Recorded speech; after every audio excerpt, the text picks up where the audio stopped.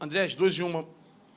Houve uma reunião entre vocês todos para falarmos da primeira fase, de uma fase fechada, entre vocês atletas, e se houve, o que foi os temas, ou se o Dorival propôs essa reunião para vocês. Vocês já tiveram um resumo da ópera que aconteceu na primeira fase? Boa sorte contra o Uruguai.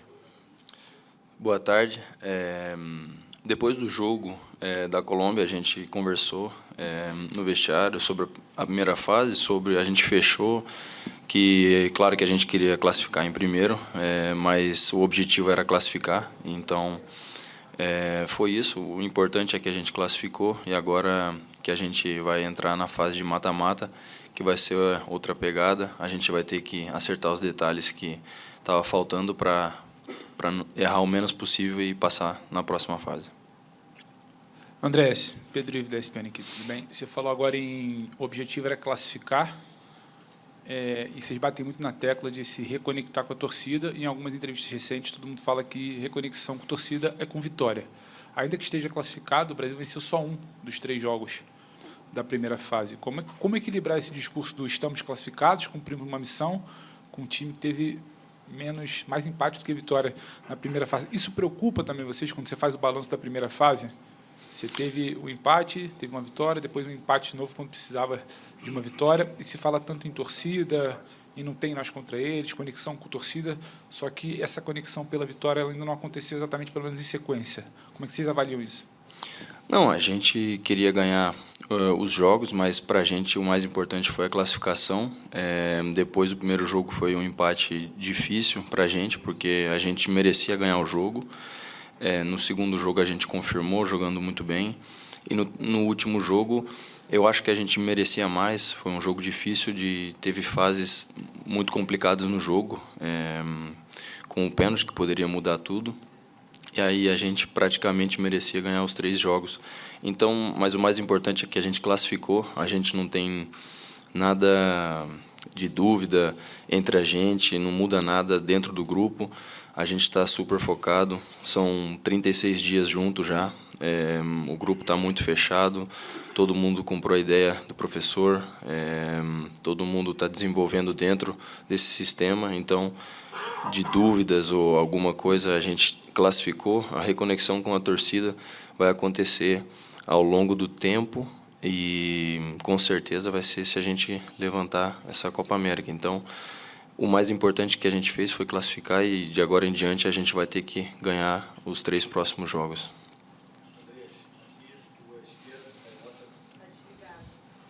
Aqui à tua esquerda, Caio Mota, Globo Esporte. Você é um cara que sempre falou que consumiu muito a seleção, até para estimular essa relação com o Brasil, por ter, enfim, nascido fora. E há jogos históricos muito marcantes entre Brasil e Uruguai que marcam pontos de partidas para grandes conquistas. A gente pode falar aqui eu acho que 93 é o mais emblemático, o famoso jogo do Romário. Queria que você falasse o quanto que você mergulhou nessa história também, que tipo de recordação você tem, obviamente não por ter visto ao vivo, mas por vídeos, enfim, esse jogo do Romário ele é muito emblemático.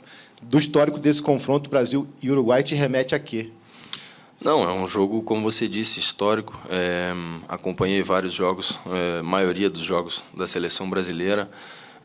Então, a gente sabe que é um jogo histórico, que é um jogo muito importante. E, para a gente, o mais importante é o próximo jogo contra o Uruguai, que a gente vai fazer de tudo para ganhar. E, com certeza, se a gente ganhar esse jogo, vai dar muita confiança para a semifinal. Andrés, tudo bem? Monique Danello, TNT Esportes. A última vez que a gente falou com você foi lá na Zona Mista e você falou um pouco do sentimento de vocês em relação ao pênalti que não tinha sido marcado, e ontem pela manhã a gente teve acesso às imagens lá do VAR e a confirmação da Conmebol de que, de fato, teve um erro ali e o pênalti deveria ter sido marcado.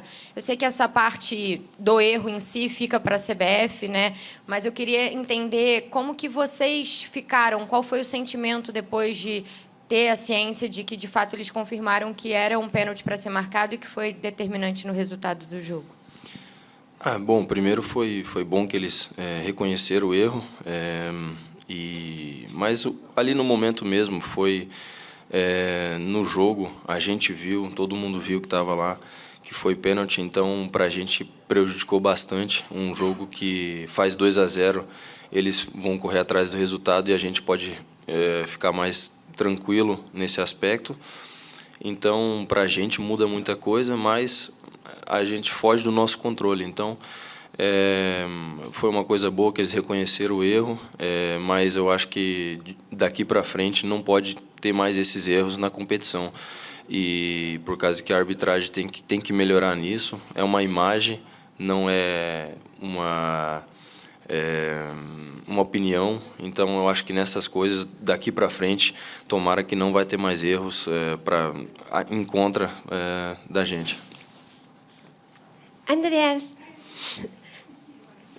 Kiyomi Nakamura, TBS do Japão e Easy News. Está escrito de revelação seu tema da vida ou tema da Copa América para você ou sentimento no momento? Por que você postou aquela frase de aquela música? Não, porque eu esperei muito esse momento, chegar na seleção. Fui convocado em 2018, 6 anos depois, depois de muito trabalho, muito foco. Estou novamente aqui, é um sonho para mim e a gente está no caminho certo. A gente classificou, vamos encarar agora as quartas e com certeza, com boa fé, eu tenho certeza que o nosso grupo está focado e preparado para vencer esse jogo. Andrés, o Paraná te abraça, o Jornal Rádio Lagoa Dourada. Duas perguntas em uma. Você é um homem que vive o mundo da Europa, nasceu belga, né, e está na Inglaterra. A cultura nossa no Brasil é não saber perder. Vocês já avaliaram, dentro de tudo que vocês conversaram, que até agora, sobre o comando do Brasil, vocês não perderam nenhuma partida? Nós temos amistosos, né, 4, e temos 3 jogos sem derrota. Qual a avaliação que se faz nesse aspecto? E esse pessimismo que tenta envolver a seleção brasileira, até que ponto é assimilado por vocês, combatendo esse pessimismo? Primeiramente, eu nasci na Bélgica, eu não nasci belga. Eu sou brasileiro e, claro, a gente está acostumado com isso, a pressão de sempre ter que vencer, mas, como eu disse, o nosso grupo está fechado, está muito leve, muito bom o clima no grupo. A gente sabe que sempre vai ter pressão aqui jogando na seleção brasileira e, como eu disse, a gente está preparado para vencer esse jogo. São 36 dias juntos. Eu estou mais com os jogadores do que com minha família. Então, a gente realmente criou um grupo de muita amizade, de amigos, e eu acho que isso vai ser muito importante nessas fases de mata-mata.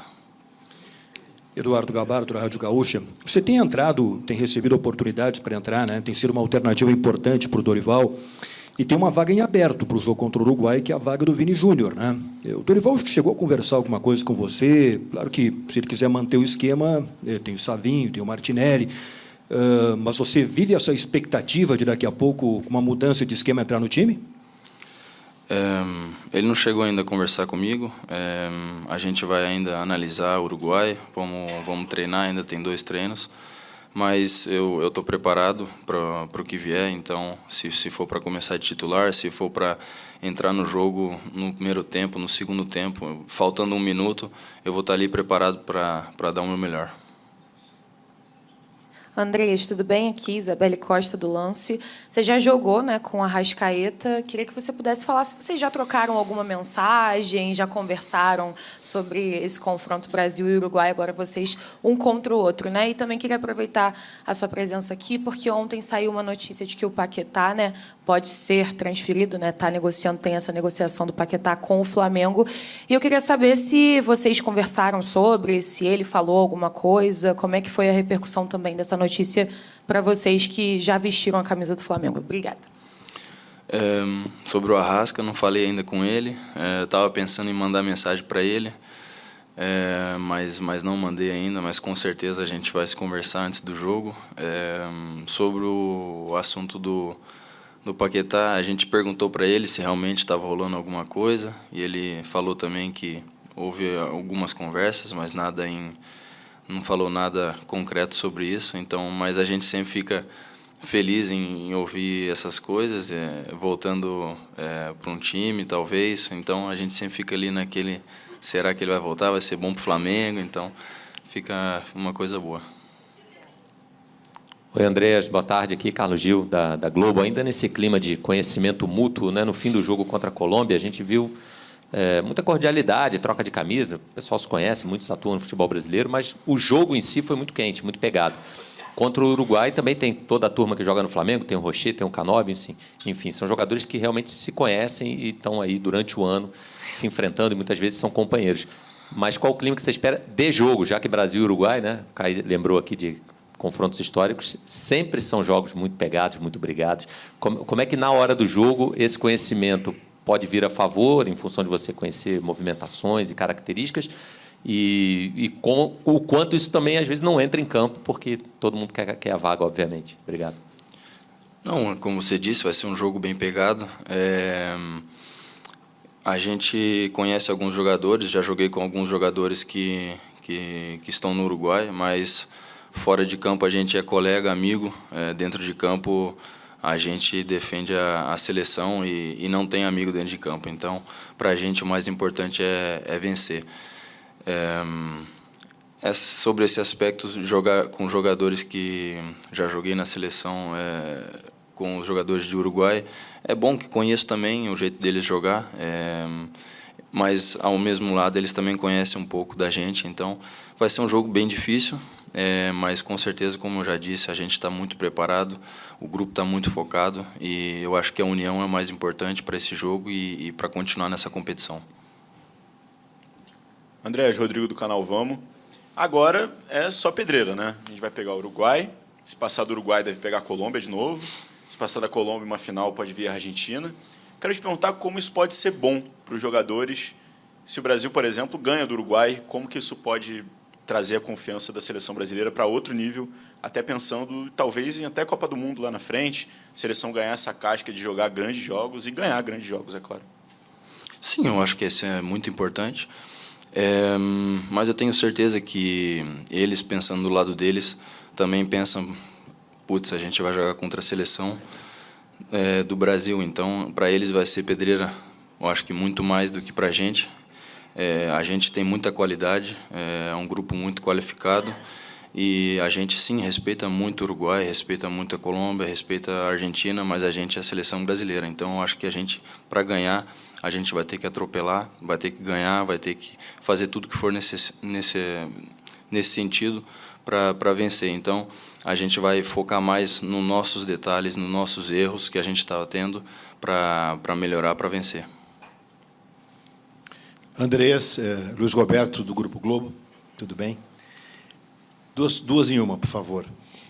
No futebol globalizado de hoje, a gente tem processos mais longos, notadamente, no caso da Copa América, Uruguai, Colômbia e Argentina estão num processo bem mais longo que o nosso, se a gente partir do princípio que essa comissão técnica assumiu no jogo lá contra a Inglaterra.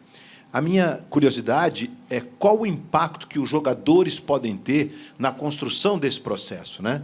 Dentro de campo, a gente percebe, como, por exemplo, no momento em que a Colômbia teve muita posse de bola ali no segundo tempo, de tentar controlar o jogo, e a nossa dificuldade de talvez entender e como reagir a esse tipo de comportamento no campo. Com processos mais longos, isso se automatiza. Então, essa é a minha curiosidade. E a segunda é sobre enfrentar uma seleção que tem, historicamente, um jeito reativo de jogar, que é a escola uruguaia. Eles preferem jogar de forma reativa, mesmo que o Bielsa não seja dessa escola. Como é que isso impacta vocês na leitura do jogo? Se você puder responder as duas, eu te agradeço. Então, sobre a primeira pergunta, eu acho que a gente tem fases no jogo que a gente tem que ler o jogo diferentemente, dependendo em qual etapa que a gente está de construção com a seleção, que seja o início do ciclo, o final. Dependendo do jogo, o campo é menor, o campo estava muito seco contra a Colômbia, é uma equipe muito física, muito forte, que isso ajuda eles muito. Então, tem horas que a gente não vai conseguir sair jogando, tem horas que a gente não vai, talvez, jogar o futebol mais bonito, mas a gente vai fazer o necessário para vencer o jogo. mas também não perder o jogo. E nesse momento, no segundo tempo, o que aconteceu foi isso. A gente estava sofrendo um pouco mais, ele estava pressionando a gente bem na saída de bola, e a gente percebeu que a gente vai ter que defender um pouco mais para manter o resultado e depois escapar no contra-ataque. Sobre o Uruguai, que eles jogam dessa forma, a gente vai ter que achar uma forma que a gente vai ficar com a posse, deixando eles sem bola o máximo possível, que eles não tenham essa oportunidade de reagir no nosso erro. Então é um jogo de a gente vai ser de detalhes, o time que errar menos vai ganhar o jogo, com certeza. Andrés, Leandro Quesada, Placar, tudo bem? Ainda em cima dessa pergunta feita pelo Luiz, o Uruguai teve mais posse de bola nos 3 jogos que eles fizeram. É o tal do amor pelo balão, né? Os caras gostam de ficar com a bola bastante. Você está citando isso, né? Como combater isso, né? Como fazer agora na prática para tirar essa bola? O Brasil também gosta da bola, é verdade, né? O Brasil teve mais posse contra o Panamá, quase 70%. Só contra a Colômbia, que foi ali um 50-50, né? Que a Colômbia também ficou bastante com a bola, né? E como contra o Paraguai também o Brasil teve mais posse também. E como trabalhar contra o meio-campo que está bem ajustado do Uruguai. Os caras estão jogando há mais tempo também, né? O Garte, Valverde, De La Cruz, o Arrascaeta, companheiro teu de época de Flamengo, né? Que é banco, mas é uma belíssima opção. E o Pelistri e o Araújo, que são 2 caras que recompõem também quando o time não tem a bola, né? Por favor, explane sobre o assunto. Obrigado. Só para deixar claro aí, foi a posse de bola que a gente tem número, foi 51 para o Brasil, 49 para aquilo que você disse. 49 é um 50-50, né? Um empate técnico. Se fosse eleição, 2 para cima, 2 para baixo, né? Como eu disse, o time do Uruguai é um time qualificado, tem muito bons jogadores, como você disse, mas a gente também, o nosso meio de campo é muito bom, todos os jogadores jogam na Premier, qualificado. Se a gente pegar nome por nome, a gente tem uma seleção que eles sonhariam em ter em Uruguai. Então, eu acho que a gente não perde nesse aspecto, a gente tem uma seleção muito, muito boa, e a gente está bem tranquilo nesse aspecto, a gente vai se preparar da melhor forma. Eles gostam de ter a bola, a gente também, e a gente vai fazer de tudo, como eu disse, para ficar com a bola o máximo possível e deixar escorrer.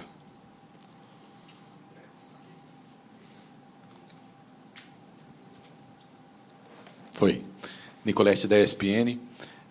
Vocês estão jogando esses jogos assim, sem aquele centroavante de referência, aquele camisa 9 típico, que faz o pivôzão, né? São 2 jogadores mais de mobilidade. Queria que você falasse a diferença de jogar com esse cara, porque pode ser que o Endrick entre a equipe, se vocês já estão acostumados, estão se adaptando de outra forma, num campo que é um pouquinho mais reduzido do que o normal, dificulta jogar sem esse homem de referência. Qual a principal diferença? Se entrar um 9 como o Endrick, também seria benéfico. Como seria? Eu acho que a gente, a palavra acostumado, eu no clube jogo com um 9 fixo, na seleção a gente veio aqui e jogou sem o 9 fixo, então a gente está sempre preparado para mudar durante o jogo. A gente sabe como é que a gente tem que jogar se o Endrick estiver ali ou se o Evanilson estiver nessa posição, então a gente pode adaptar muito rápido dentro do jogo também. Eu acho que é isso que faça a gente ficar mais perigoso ainda no nosso ataque. A gente tem formas de jogar com falso 9, tem formas de jogar com 2-9 fixo também. Então, são variáveis aí que a gente tem para ganhar o jogo. Eu acho que falar assim, a gente prefere jogar de um jeito ou de outro, eu particularmente posso falar que eu, como meia, como segundo volante, gosto de jogar com falso 9, gosto de jogar com 9, então não tem essa coisa assim, falar uma coisa é melhor que a outra. Oi, Andrés, tudo bem? Aqui a gente soube pela imprensa uruguaia hoje que parece que teve um pedido para poder baixar a temperatura um pouco mais do estádio, que ia estar entre 23 a 25, e pediram para baixar para 20. Se isso para vocês tem uma diferença no campo, na forma de jogar, esses 90 minutos com 3 a 5 graus de diferença pode fazer uma diferença também para os jogadores no campo. Obrigada. Não, acho que o último jogo que a gente jogou aqui em Vegas, a temperatura estava boa, não estava muito frio, estava um clima bom. A gente está sofrendo um pouco com ar-condicionado no hotel, lábio ressecado, muito frio nos lugares para a gente jantar e almoçar. Então, não, acho que a temperatura estava boa o último jogo aqui em Vegas, eu acho que não precisa diminuir mais do que estava.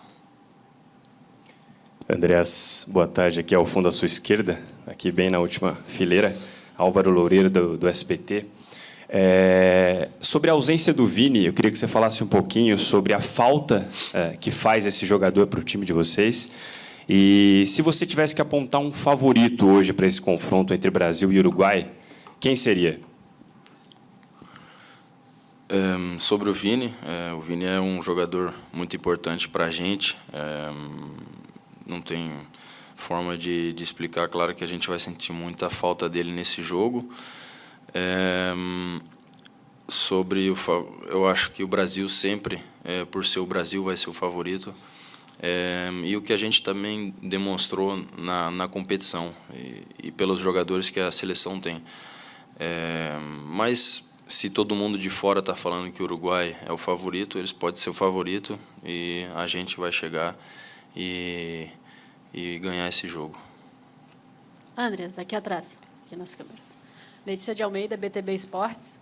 Você falou algumas vezes ao longo das suas respostas sobre ajustar os erros que foram cometidos na fase anterior. Não só você, outros jogadores também já mencionaram isso ao final da partida contra a Colômbia. Mas eu queria saber se você pode ser um pouquinho mais específico daquilo que precisa ser ajustado.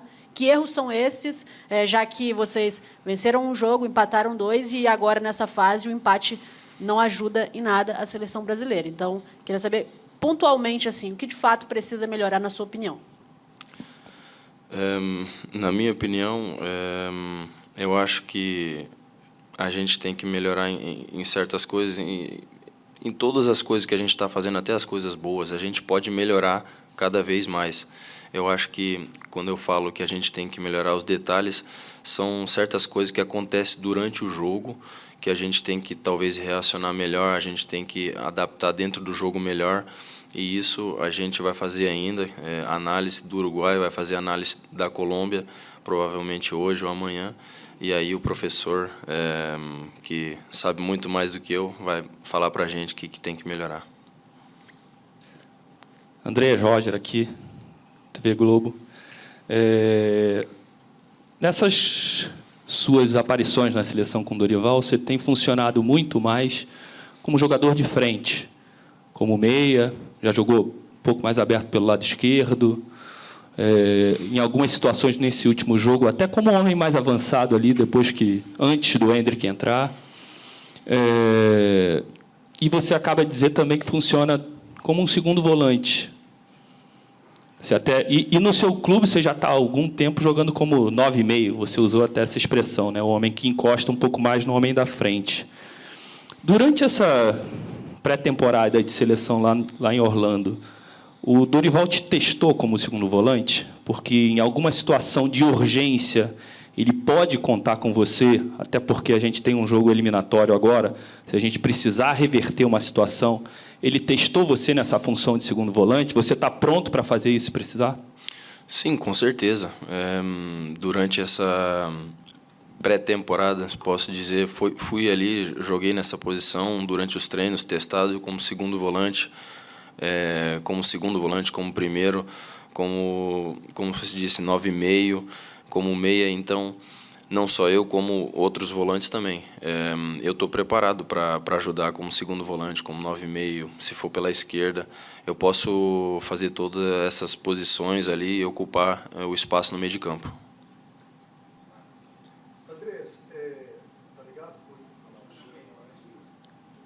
Andrés, fazendo uma comparação como um elevador, tá? Que sobe, desce, para. Você colocaria a seleção brasileira hoje em que andar que a seleção está, em que velocidade ela está subindo? É o Bará, né, gente? Vamos que vamos. Quantos andares tem o prédio? 35. 35, a gente está em 28 e O Cadu está no 28, vamos ver a gente aqui. a gente está no 28 e subindo muito rápido. Então é isso. Tá legal o elevador? Tá bom? Então vamos lá. André, não, aqui tem ainda a minha última aqui, ó. Andreas, boa tarde, Richardson. Elevador não? Não, quero... Pode até ser num sentido um pouco mais específico. Ô, André, você mencionou esses dias de trabalho com o Dorival Júnior. Queria que você falasse um pouquinho da sua análise, assim, do que você tem percebido das ideias, do conhecimento mútuo, né, entre jogadores e o treinador, porque vocês estão vivendo o calor de uma competição, o momento mais decisivo desde que ele assumiu, mas existe todo um processo de início de trabalho, de reformulação. Como é que você vê esse momento do Dorival com vocês? Obrigado. O momento, a gente está muito bem, como eu disse, o grupo está muito leve, todo mundo muito feliz de estar aqui. O Dorival é como se fosse, para mim, um paizão, e para muitos outros no grupo também. O assunto nem sempre é futebol, a gente sempre conversa sobre outras coisas da vida. Então, eu acho que ele deixa todo mundo muita vontade na seleção, sobre 36 dias junto, só falando de futebol, é muito intenso, mas com certeza ali ele fala com todo mundo, deixa todo mundo leve, todo mundo preparado. Nem todos que estão jogando, ele vai lá e conversa com esses jogadores, deixa preparado se for jogar um tempo, 5 minutos. Então, isso que eu estou muito admirado a ver, o grupo que está todo mundo realmente focado, o jogador que não jogou nada ainda, para o jogador que está jogando todos os jogos, todo mundo está ali dando o melhor de si, e isso é uma coisa muito especial e única num grupo de seleção. Obrigado, André.